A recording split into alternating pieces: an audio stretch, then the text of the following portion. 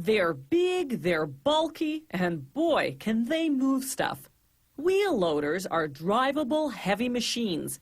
You see them on construction sites moving dirt, at landfill sites moving garbage, and in the winter, you see them all over, clearing large quantities of snow. They start by assembling the 100-odd steel components that make up the front frame. These parts are so heavy that workers have to use industrial-strength magnets to move them. Take note of those pieces with the holes in them. We'll come back to them later. Workers measure and mark exactly where they'll weld the front frame parts together. You might not think precision is all that important when it comes to building a 20-ton hunk of machinery, but it is. Being just a couple of millimeters off can cause major problems. The preliminary welding is done by hand. Workers tack the parts together.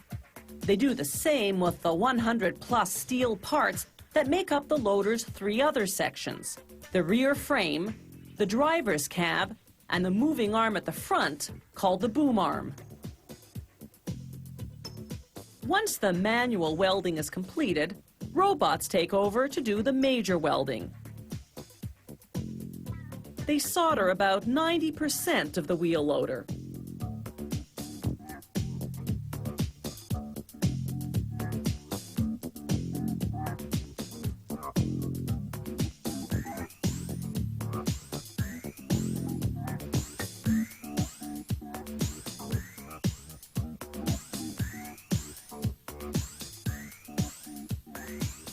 Now that the front frame is solidly fused, it undergoes a final machining. Remember those parts with the holes in them? They're what enable the boom arm to move. A computerized sensor now measures those holes and calculates how to cut them to the exact specifications of the engineering design. The computer then guides the machining tool to tailor the holes to spec. First, a preliminary cut. Then, after some oil lubrication, the final cut.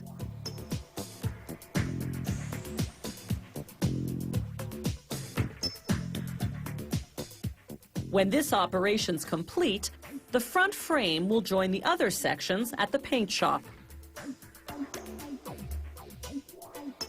After painting, workers begin the final assembly. They position an axle under the front frame and another under the rear. Then they affix the frames to the axles with heavy-duty bolts. They mount the diesel engine and transmission in the rear frame.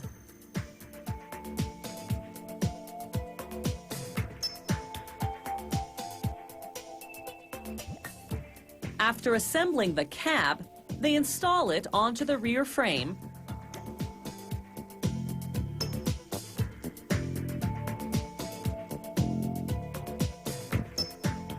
then connect the wiring for the controls.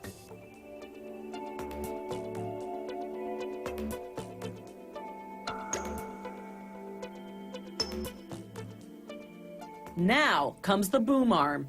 Remember those front frame parts with the holes? Workers line them up with holes on the boom arm, then insert giant steel pins.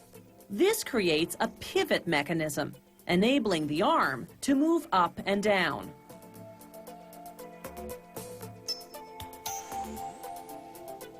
The moving parts must fit together snugly, but not so tightly as to restrict movement, which explains why welding and machining precision was so crucial.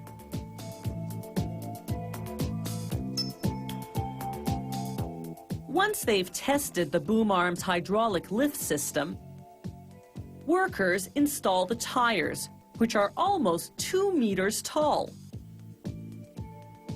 Using a specially calibrated torque gun, they bolt the tires to the rim, 32 bolts in all.